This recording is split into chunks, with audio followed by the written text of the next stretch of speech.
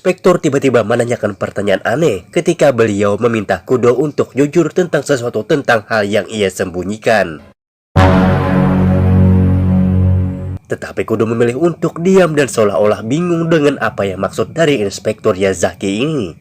Setelah dengan kasus suapnya, Kudo buru-buru saja pergi ke rumah sakit untuk melihat jenazah sang bunda untuk yang terakhir kalinya, di mana Kudo lagi-lagi terbesit sebuah ide gila untuk menyelenyapkan mayat si pemuda. Ketika dirinya melihat saluran udara tersebut mengarah langsung ke ruang mayat tempat ibunya disimpan. Malam harinya tepat saat semua orang sudah pergi, Kudo pun langsung melancarkan aksinya dengan masuk ke dalam saluran udara dan menyeret mayat si pemuda menuju ke ruangan mayat tempat ibunya disimpan, di mana Kudo benar-benar melakukan effort yang tak tanggung-tanggung ketika dirinya secara perlahan merangkak di lorong saluran udara. Tepat saat penjaga nyaris saja memergoki aksinya tersebut. Di ruangan mayat, Kudo langsung memasukkan si pemuda ke dalam peti mati dan ditumpuk di atas jenazah ibunya sendiri. Yang tak lama muncullah dua petugas yang bermaksud memeriksa jasad ibunya, dan dengan cepat Kudo mencari ponsel milik si pemuda itu. Yang setelah ketemu, ia langsung akting dan pura-pura sedih yang belum bisa menerima kepergian ibunya. Kedua petugas ini pun datang untuk mengganti es batu yang diletakkan di dalam peti mati yang memang ditujukan untuk mengawetkan jenazah sekaligus agar tidak bau.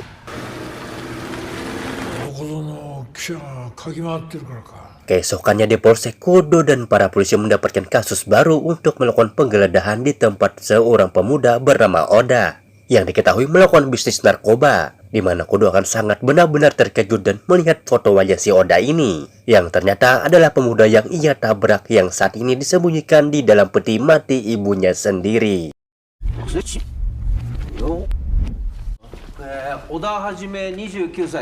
Tiba di lokasi penggeledahan, ternyata benar lokasinya sama dengan lokasi ketika Kudo menabrak si pemuda bernama Oda ini. Tepat saat teman-temannya sedang sibuk dalam, Kudo memilih untuk memeriksa di pinggir jalan yang menjadi TKP. Dan tak lama ia mendapati pesan dari seorang nomor yang tak dikenal yang mengaku melihat dan mengetahui tentang apa yang sudah Kudo lakukan. Tepat saat Kudo masih dalam kondisi panik, muncullah salah satu temannya yang baru sadar jika ada kamera CCTV di dekat TKP. Sehingga semakin paniklah si Kudo ini yang sepertinya masalah terus datang bertubi-tubi, sesuai dengan judulnya, yaitu hari-hari yang sulit. Kudo pun dibuat panik saat kedua teman polisinya sedang memeriksa rekaman CCTV dan mendapati mobilnya tertangkap kamera. Saat kejadian, keberuntungan masih memihak saat plat nomor mobilnya sulit dikenali. Sehingga untuk sementara waktu Kudo bisa tenang mengenai masalah mobil ini.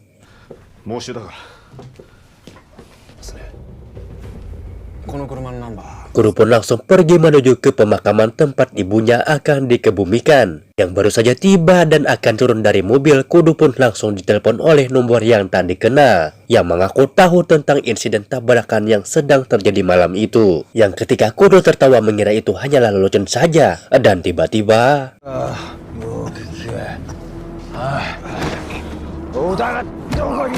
yang ternyata nomor tak dikenal tadi adalah Inspektur Yazaki yang rupanya sedang memburu si pemuda bernama Oda ini. Entah apa sebenarnya hubungan di antara mereka berdua, tetapi Inspektur Yazaki diminta Kudo untuk secepatnya menyerahkan mayat si Oda ini dan menjadikan putri kecilnya sebagai jaminan agar Kudo bisa serius menanggapi masalah ini.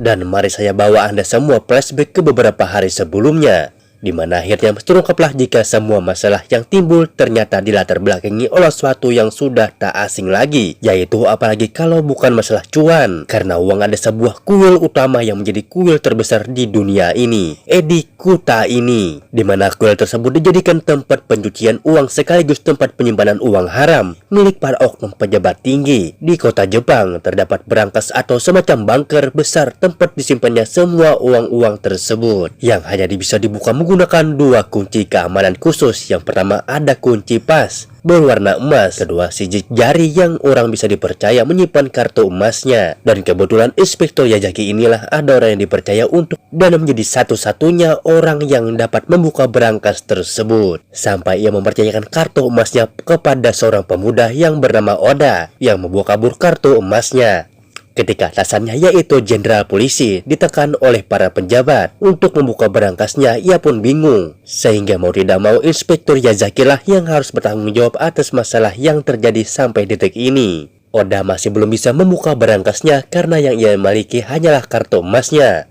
Sedangkan dibutuhkan sidik jari Inspektur Yazaki untuk membuka bagian dalam berangkas tersebut. Sehingga itu memberikan waktu untuk Inspektur Yazaki melakukan pencarian sebelum para pejabat tinggi benar-benar murka dan menghabisi nyawa dia dan atasannya.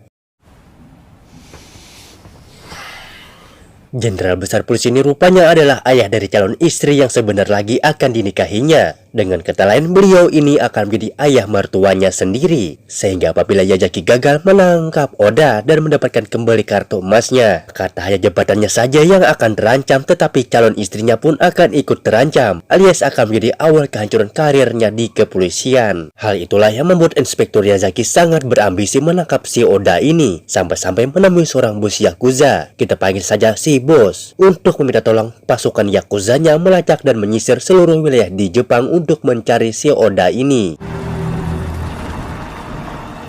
Sehingga ketika acaranya sudah selesai, Pak Jenderal Besar Polisi ini pun kembali menanyakan tentang perkembangan pencarian si Oda ini. Tepat saat munculnya panitia menikahan yang meminta cap telapak tangan untuk sebagai karya seni cenderamata untuk acara pernikahan ini. Si Yazaki ini pun sungguh betapa apesnya si nasib Yazaki ini saat panitia kembali meminta cap tangan untuk kedua mempelai.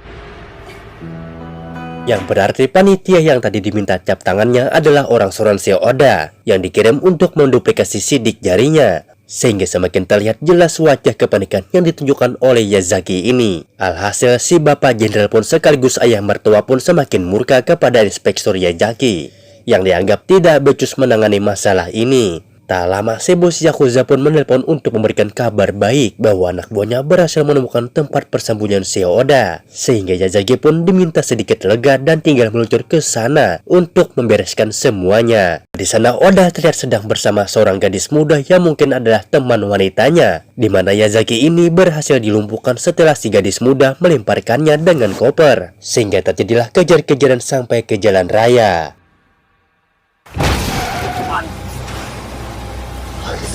Itulah kronologi yang sebenarnya. Yazaki tidak menyangka jika Kodo akan memasukkan mayat Oda ke dalam bagasi mobilnya. Yang jika saja Kodo tidak panikan dan segera pergi dari lokasi tersebut, mungkin masalah ini tidak akan pernah menyeret-menyeretnya sejauh ini. Alhasil, Yazaki pun yang kembali gagal mendapatkan Oda pun harus dimarahi oleh Pak Jenderal, yang kali ini kekesalannya benar-benar membludak sampai-sampai memukulinya dengan sebuah tongkat. Yang karena sudah kesal terus ditekan dan terus-terus saja disalahkan. Yazaki yang pada dasarnya memiliki sifat kekejaman pun akhirnya memberontak dan balik memukuli ayah mertuanya sendiri.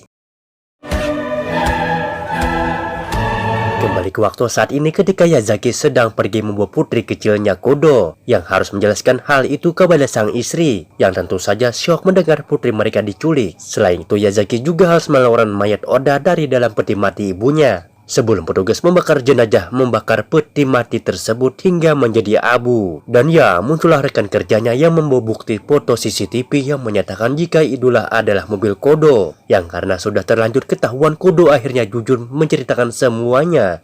Sekaligus meminta tolong si rekan untuk menyelamatkan putrinya dari Inspektur Yazaki. Tepat saat mayat Oda selesai dikeluarkan, Kodo pun menelepon nomor wanita teman Oda untuk memintanya ketemuan. Hingga akhirnya mereka berdua resmi janjian di sebuah pabrik kosong dan langsung meluncur ke sana untuk mencari informasi terkait apa yang inspektur inginkan dari si Oda ini. Yang tepat saat Kodo dan si rekan kembali ke mobil dan berpikir tentang apa yang harus mereka lakukan, selanjutnya muncullah telepon dari Inspektur Yazaki yang sudah mengetahui tentang Kodo yang melibatkan rekannya dalam masalah ini. Sehingga rekannya pun mati tertimpa tangki besar yang sudah Yazaki persiapkan. Yang karena putrinya diancam akan segera dibunuh, maka Kodo pun tak punya pilihan lain selain menyerahkan mayat Oda kepada Yazaki. Yang sebelum itu Kodo pun diam-diam memotong jari Oda yang menjadi sidik jari pembuka berangkasnya. Tak hanya itu, Kodo pun mendatangi si bos Yakuza untuk meminta sedikit bantuan, yang memang keduanya ini sudah saling kenal dan terlibat suap untuk menutupi bisnis ilegalnya. Si bos Yakuza ini dimana Kodo diberikan sebuah bom yang akan meledak setelah 4 menit untuk diberikan perlawanan kepada Inspektur Yazaki. Tiba di tempat sepi yang menjadi lokasi pertukaran, Kodo diminta untuk menyerahkan mayat Oda terlebih dahulu. Yang tanpa sepengetahuan Inspektur Yazaki, Kodo sudah meletakkan bom tersebut di dalam mayat Oda. Sehingga tinggal menunggu waktu saja sampai Inspektur Yazaki meledak bersama tubuh yang tak bernyawa tersebut.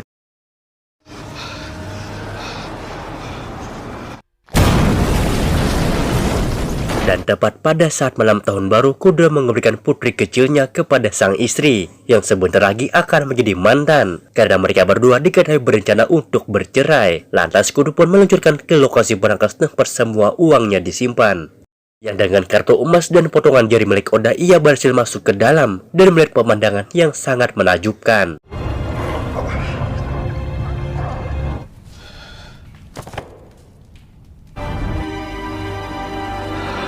Dan ya, Inspektur Yazaki ternyata masih hidup dan entah bagaimana caranya bisa bertahan. Mereka berterlibat pertarungan dalam dan luar berangkas sampai akhirnya Yazaki tumbang untuk yang kedua kalinya.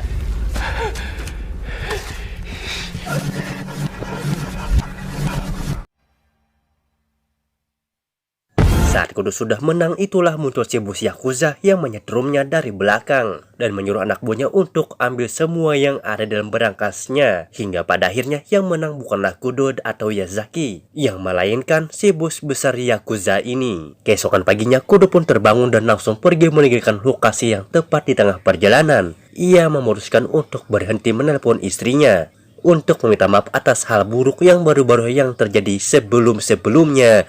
Untuk yang baru-baru ini terjadi dan sebelum-sebelumnya.